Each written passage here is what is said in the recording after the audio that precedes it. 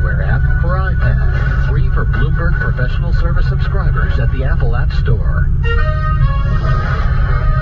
From the financial capital of the world, broadcasting to the world, this is Bloomberg Radio.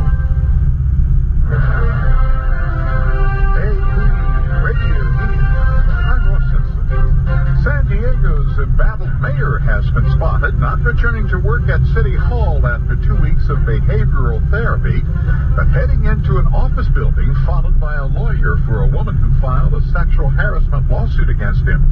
Former councilman Carl DeMaio, who lost the mayor's race to Bob Filner, says the momentum for a recall of the embattled mayor is undeniable. I can tell you right now that by leaps and bounds, the recall has far more enthusiasm, far more grassroots support than any initiative I've ever seen.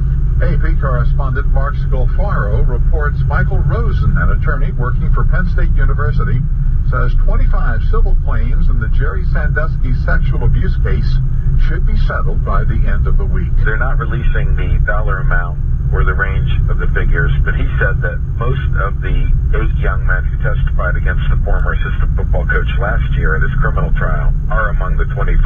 A federal judge has approved a request from California and federal officials to force-feed inmates if necessary as a statewide prison hunger strike enters its 7th week. Dick Van Dyke was found slumped behind the wheel of his Jaguar, which caught fire today while he was driving on a Los Angeles freeway. Passers-by pulled the 87-year-old actor from the burning wreckage. White House Press Secretary Josh Earnest says the administration is taking a long, hard look at U.S. aid to Egypt. That review is ongoing, and that review is being made in light of actions that are taken by the interim Egyptian government. There's more evidence that the job market may have lost some momentum. The government says unemployment rates rose in more than half of U.S. states in July, and fewer states added jobs. The Dow down 71. This is AP Radio News. Tea Party favorite, Texas Senator Ted Cruz, is fueling speculation that he may run for president, but is he eligible? Senator Cruz was born in Canada to an American mother and a Cuban father. The Constitution says no person except a natural-born citizen is eligible to be president. Cruz's office says because his mother was an American, he became a U.S. citizen at birth. But is he a natural-born citizen? He's released his birth certificate to a Dallas newspaper showing he was born in Calgary, Alberta. We asked him last year whether he holds dual citizenship, and he wouldn't answer directly, saying only, "I am a U.S. citizen." I'm Rita Foley. A few eBay users are seeing a lot of dollars. In 500 meters, turn left. Police over the weekend at Seattle's pot festival known as Hempfest. An unopened bag of Doritos from Hempfest has been offered for $58. Take the next road on the left. I'm Catherine Cowdery at Bloomberg World Headquarters in New York. Billionaire hedge fund manager Philip Falcone has agreed to a revised and tougher settlement than one that was proposed. Continue following the road. From the industry for at least 5 years, and he admits wrongdoing. Bloomberg TV's Sue Keenan has more. Falcone and his fund admitted wrongdoing to a series of facts, such as improperly borrowing $113 million from the fund to pay his personal taxes, allowing large investors special redemption terms, and engaging in improper bond trading, essentially a short squeeze that the SEC says caused bonds to more than double in price at one point. Falcone released a statement saying he believes putting the issues behind him is, quote, the best course of action for me and our investors.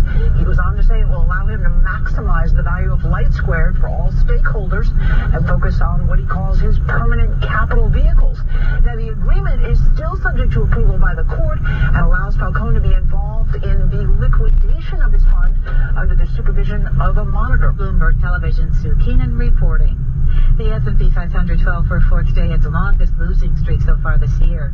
Energy shares dropped as Apache Corp tumbled 4.6%, leading energy companies to the biggest decline among 10 groups in the S&P 500.